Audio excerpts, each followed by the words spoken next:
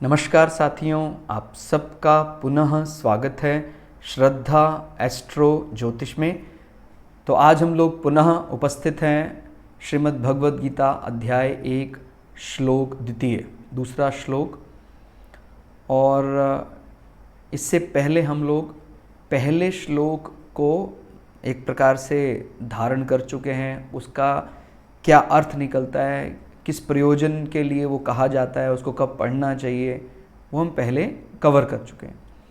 और हमारा संकल्प है, गुरु आशीर्वाद हम पर रहे, आप लोगों का सहयोग रहे, तो हम 700 भगवद गीता के श्लोकों पर अलग अलग वीडियो रिकॉर्ड करेंगे।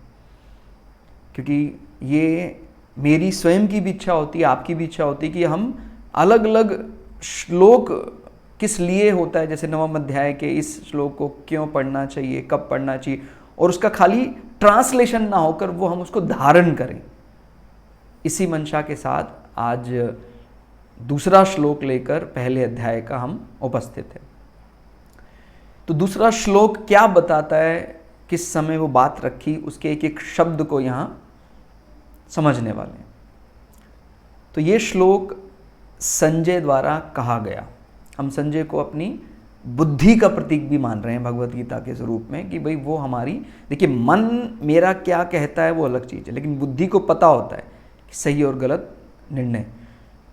तो बुद्धि या संजय रूप में वो क्या बोल रहे हैं कि उस समय राजा दुर्योधन ने व्यूहर रचना युक्त, यानी जिन्होंने व्यूह की रचना कर रखी है, पांडवों की सेना को देखकर और द्रोणाचार्य के पास जाकर यह वचन कहा। ये ट्रांसलेशन जो है श्लोक का, हिंदी अर्थ जो है, हिंदी अनुवाद जो है, ये क्या क्या गंभीरता अपने अंदर समेटे हुए उसको समझना है।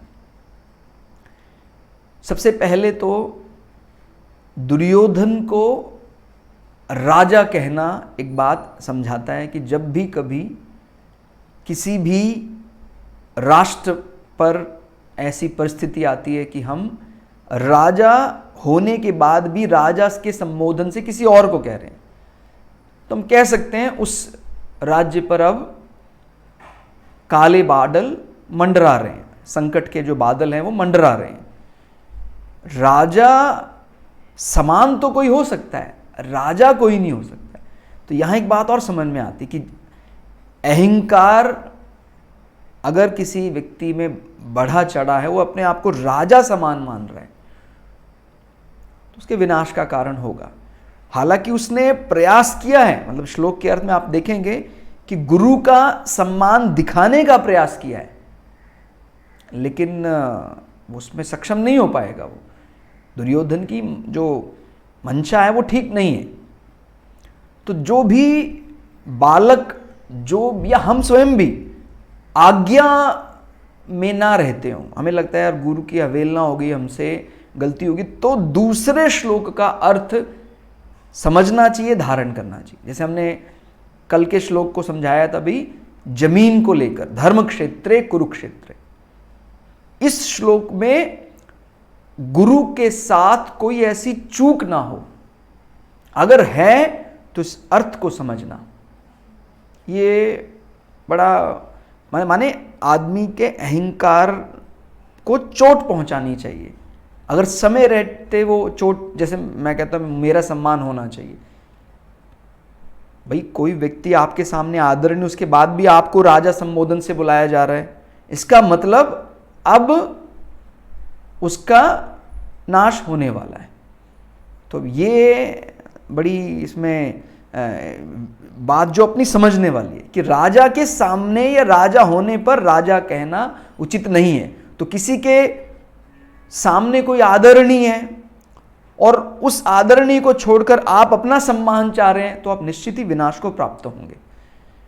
ठीक है। तो जब भी हमारे मन में अहंकार बढ़ जाता है, अपने गुरु, अपने जिनसे हमने जीवन में दीक्षा ली, उनका सम्मान करना भूल जाते हैं, तो तुरंत दूसरे श्लोक का ध्यान करना चाहिए कि भाई ऐसा हुआ था, उसको और बढ़ा रहे। मतलब संजय तो एक प्रकार से उस अहंकार को समझ रहे हैं कि भाई वो अपने आप को राजा मानता है।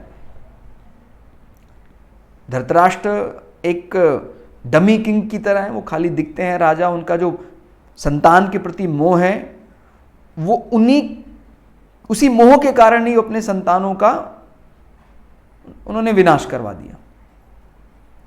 ठीक है, और अब इसमें ये वाली बात भी समझनी है, व्यू रचना जो की है पांडवों की, ये एक बड़े अनुशासन को बताती है कि जब भी कभी कोई सेना चाहे छोटी भी हो, भाई पांडवों की सेना कौरवों से बहुत छोटी है, लेकिन अगर वो अनुशासित सेना है, धर्म उनके साथ है, भगवान कृष्ण उनके साथ हैं, वो एक वज्र व्यूह में है। वज्र यानी सबसे कठोर जो माना जाता है इंद्र का वज्र, और वज्र की शेप में वो एक अनुशासित सेना को देखकर एक प्रकार से उस अहंकारी दुर्योधन के मन में एक प्रकार का संशय उत्पन्न हुआ कि भाई इतनी बड़ी सेना हमारे पास है, उसके बाद भी क्या हम सामने वाली सेना को जीत पाएंगे। तो जब उसके मन में संशय उत्पन्न हुआ तो वो अपने गुरु द्रोणाचार्य के पास गया। अब इसमें यह प्रश्न भी आ सकता है कि भाई वो प्रधान सेनापति भीष्म पितामह के पास क्यों नहीं गया। भाई युद्ध के बारे में कोई ऐसा वार्तालाप करना है तो भीष्म पितामह प्रधान सेनापति थे, वो द्रोणाचार्य के पास ही क्यों आ रहा है। तो ये उसने एक प्रकार का कह सकते हैं गुरु के सम्मान का दिखावा किया। उनको पता था भीष्म पितामह जो हम दादा हैं, हम कौरवों के भी पांडवों के, उनका वध नहीं करेंगे वो।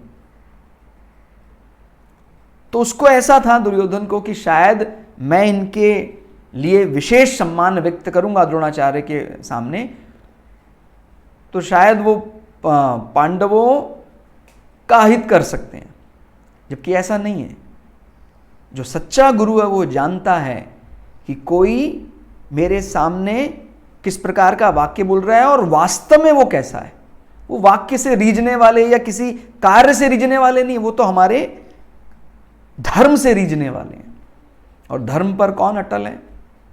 पांडव। बार बार ये बात डेली हम जब इसको पढ़ते रहेंगे, लगे रहेंगे, कब वो ब्रह्म तत्व अपने को मिल जाएगा पता भी नहीं लगेगा। इसीलिए भगवत गीता मात्र एक ही ऐसा ग्रंथ है जिसके बाद कुछ पढ़ने की, समझने की आवश्यकता नहीं रह जाती। कितना कठिन है अगर हम कहें आप वेदों का अध्ययन करें, इतना विस्तारित है, उनकी कितनी शाखाएं हैं, उपनिषदों का अध्ययन, इतिहास, इतने अलग अलग ग्रंथ, पुराण। जब जीवन छोटा है, मात्र भगवत गीता के 700 श्लोक हम धारण कर लें, हमारा कल्याण हो जाएगा। तो ये बात व्यू रचनाकार का मतलब है कि वो अनुशासित सेना है, और जब सामने वाली सेना अनुशासित है, उनके पास धर्म है, ईश्वर है, तो चाहे कितना ही बड़ी विरोधी सेना इकट्ठी कर ले, वो नहीं जीत सकता है उसको। इस कारण से संशय उत्पन्न हो रहा है दुर्योधन के मन में, इतनी बड़ी सेना होने के बाद भी। और उसको पता है कि भाई प्रधान सेनापति ने तो वचन दे दिया है कि वो पांडवों को वध नहीं करेंगे, तो फिर वो एक प्रकार से गुरु सम्मान का दिखावा के लिए वो वहां गया। अपने को ये बात समझनी कि अगर हमसे कोई ऐसी त्रुटि हुई तो इसको हम समझ लें श्लोक को अच्छे से, नहीं तो हमारा विनाश हो जाएगा। जैसे दुर्योधन ने गुरु के सम्मान का दिखावा किया है मात्र, वास्तव में वो गुरु क्या चाहता है? वो सम्मान का दिखावा थोड़ी चाहता है। गुरु तो चाहता है कि भाई मेरी दी गई आज्ञा, मेरे सिखाया गए धर्म को धारण कर ले, बस उतना ही काफी। कभी वो मेरा सम्मान करने से चूक भी जाता है, मुझे उस पर कोई आपत्ति नहीं है। गुरु की यही निशानी है, मैंने उसको जो धर्म सिखाया उसका वो पालन करे। भाई जैसे कितने प्रसन्न हुए भीष्म पितामह के जो गुरु परशुराम थे कि भाई आपको मैंने सिखाया था कि भाई अगर सामने ब्रह्म भी आ जाए लड़ने के लिए, हथियार नहीं डालना है।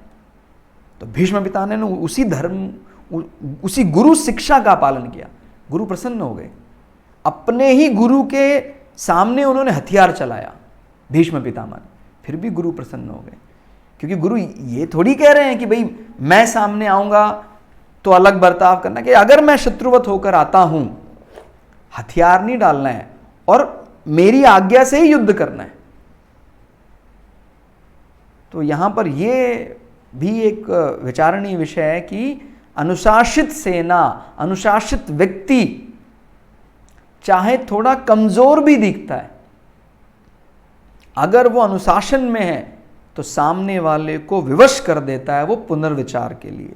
सामने वाले को गुरु की, चाहे उसकी इच्छा भी ना हो गुरु का सम्मान करने की, फिर भी वो गुरु की शरण में चला जाता है। उसको पता है भाई अगर कोई बेड़ा पार लगा सकता है, गुरु लगा सकते हैं। और वो ये भी जानता था भी द्रोणाचार्य का कोई वध नहीं कर सकता है, ये चाहे तो अकेले त्रिलोक को जीत सकते हैं। तो यहां पर मुख्य रूप से अध्याय 1 के श्लोक 2 से हमने ये चीज सीखी कि भाई गुरु का अपने को सम्मान करना है, दिखावा नहीं करना है। अगर दिखावा होगा तो सर्वनाश होगा। और गुरु का मतलब क्या? गुरु का मतलब आज्ञा। हम ऑबिडेंट किसी के प्रति हैं भी या नहीं है, मन में जो आता है वही करते हैं। कोई हमारे जीवन में है एक व्यक्ति ऐसा, अगर है तो बहुत बढ़िया है। ठीक है, तो ये आज के श्लोक का अर्थ हम लोगों ने आपके सामने रखा। इसको आप पुनः पुनः इसको समझें। क्यों दुर्योधन को राजा करके संबोधन कर रहे हैं? एक राजा के सामने दूसरा राजा कहने का अर्थ क्या होता है? किसी के अहंकार को बढ़ाने से उसका विनाश निश्चित हो जाता है। इस प्रकार के पुनर्विचार करें। और एक दिन में, जैसे हमने कहा, एक ही श्लोक को आप पूरे दिन विचार करते रहे। 700 श्लोक का मतलब 700 ही दिन तो लगे, लगभग 2 वर्ष लगे ना अपने को। 2 वर्ष में अगर भगवत गीता हम पूरी तरह से हमारे हृदय में आ जाएगी, उसका जो गिस्ट, उसका जो निचोड़ है हमारे हृदय में आ जाएगा, ये तो बहुत कम समय है। भगवत गीता जैसा महान जो रस है, अमृत है, जो अगर 2 वर्ष में भी हम धारण कर लेते हैं, कितना बड़ा ये हमारा द्वार खुल जाएगा, मोक्ष का द्वार खुल जाएगा, कितना बड़ा रत्न प्राप्त अपने को हो जाएगा। तो आज की इस वीडियो में फिलहाल इतना ही। अगली वीडियो में हम अध्याय 1 के 3 श्लोक पर चर्चा करेंगे, उसके जो गूढ़ अर्थ को समझने का प्रयास करेंगे। मिलते हैं अगली वीडियो में, तब तक के लिए जय श्री भगु पराशरा, जय श्री शुक्राचार्य, नमस्कार।